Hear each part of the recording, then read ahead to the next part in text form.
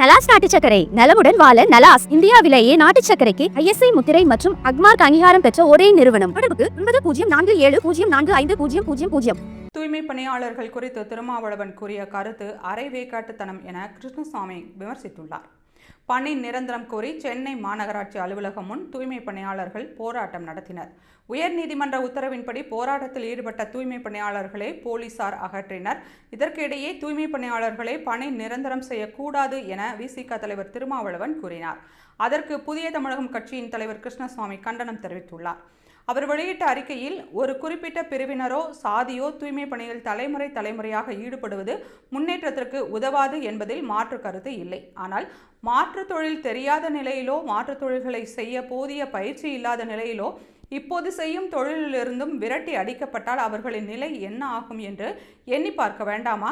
வேலை இல்லை என்றால் தூய்மை பணியாளர்களின் வாழ்வாதாரம் என்ன ஆகும்? அவர்கள் குழந்தைகளுக்கு எவ்வாறு நல்ல கல்வியை கொடுக்க முடியும் என்று கிருஷ்ணசாமி கேள்விகளை அடுக்கியுள்ளார்.